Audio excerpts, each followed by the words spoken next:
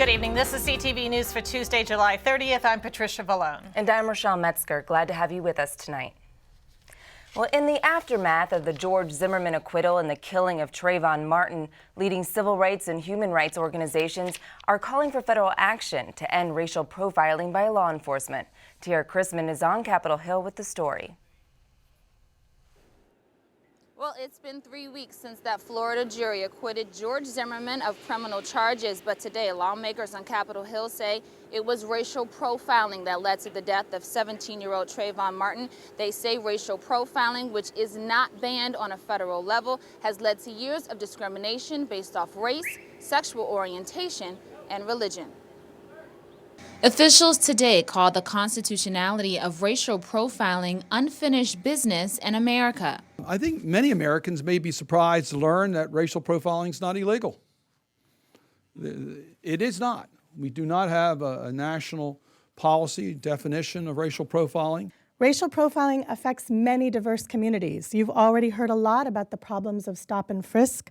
The New York Police Department under Ray Kelly has been notorious for overwhelming numbers of young Black and Latino men who've been stopped by the police. Since September 11th, Muslims, Arabs, and South Asians have been targeted for screenings, interrogations at airports and ports of entry, while the FBI and local law enforcement agencies like the NYPD have engaged in discriminatory surveillance of Muslim communities.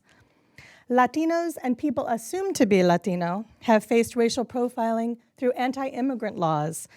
With over 13,000 police departments throughout the U.S., Senator Ben Cardin says it's important to have a uniform definition of profiling along with federally approved resources and best practices for departments to use nationwide. What does this legislation do? It first defines what racial profiling is all about, and that's the indiscriminate use of race, religion, and national ethnic background to start an investigation or to take specific action.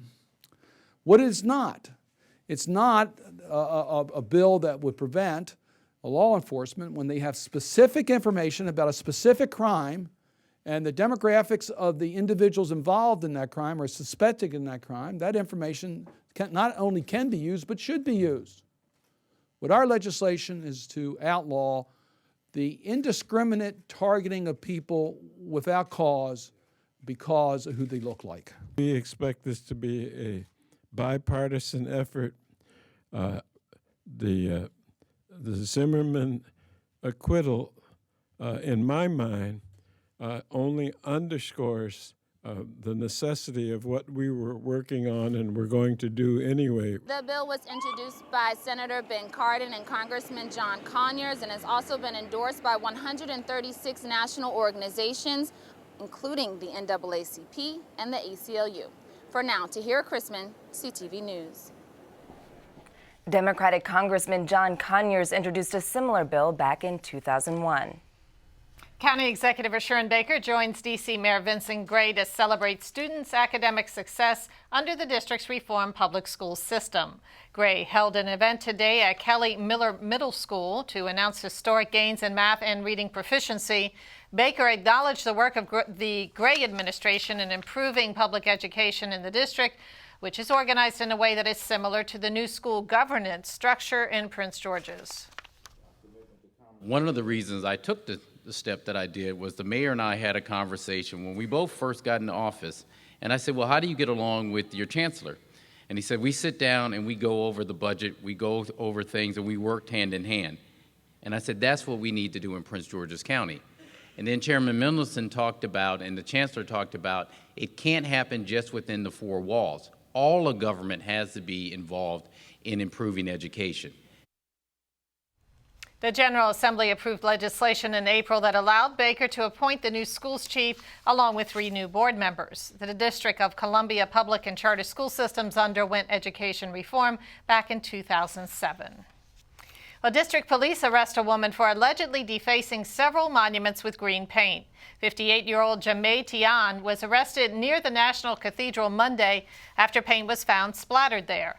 In all, there have been 4 cases of vandalism since green paint was discovered on the Lincoln Memorial on Friday, including the Joseph Henry statue outside of the outside of the Smithsonian, but police are now saying that at least 2 other similar incidents took place on Wednesday, July 24th, both at the Luther Place Memorial Church in the district.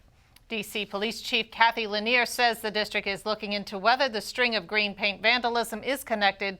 So far, Tian has only been arrested for the cathedral attack. Montgomery County Executive Ike Leggett is fighting to strike down a Pepco rate hike. Leggett has directed the county's attorney to file a court appeal to stop the increase. The Maryland Public Service Commission recently approved raising rates, which will generate an estimated $27 million. The PSC also approved a monthly grid resiliency charge, which Leggett calls, quote, a terrible precedent. While Pepco has made improvements to its infrastructure and response systems since last summer's derecho, Leggett says the hike is premature and unwise.